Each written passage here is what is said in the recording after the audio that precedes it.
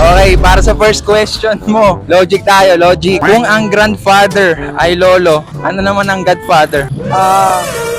Panginoon. Panginoon. Panginoon.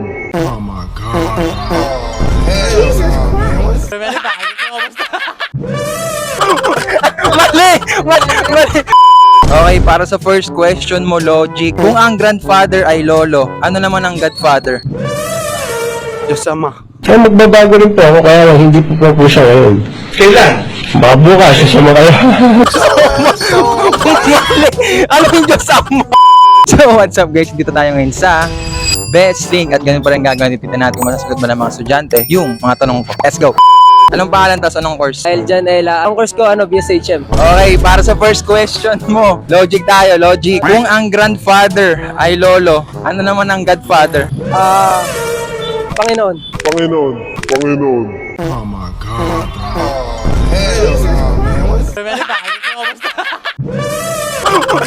Mali! Mali! Okay, pangalan tapos anong course? Denzel, tas HM. Para sa first question mo, sa sining, sino si Rafael at Michael Angelo? Ano sila? Ano tao? Mali. Thank you for playing. Pangalan tapos anong course? Ako si Dave Romano, HM. Para sa first question mo, ano ang pinakamatandang universidad sa Pilipinas? Ateneo de Manila. Mali. Thank you. Pangalan tapos anong course? Marvin Generale, BSHM. Okay, para sa first question mo, English, spelling, spell, proficient. PROF. Thank you for playing. Okay, pangalan tapos anong course? Andre Guzman, BHSM. Para sa first question mo, kung ang delata ay lata, ano naman ang dekada? Decades, 12. Mali! Anong 12? Okay, pangalan tapos anong course? Adrian Louie, BHSM. Para sa first question mo, sino ang unang naging asawa ni Dr. Jose Rizal? Theodora. Mali. Thank you for playing. So, pangalan mo tapos anong course? Charles Cream. Okay, para sa first question mo, logic. Kung ang delata ay lata, ilang taon naman ang dekada? 10. Tama, unad ka isa. Hey. Para sa second question mo at last question mo, sa Pilipinas, ano ang mga probinsya na nasa Calabarzon? Di ko alam. Thank you for playing. Pangalan tapos anong course? John Ray, BS Criminology. Para sa first question mo, spell malevolence. MALEVOLENCE. Tama, galing ah.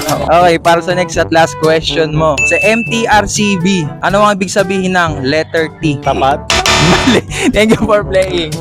Pangalan tapos anong course? EJ, Criminology. Okay, para sa first question mo, sa Pilipinas, anong probinsya ang nasa Region 2? Sige, pass.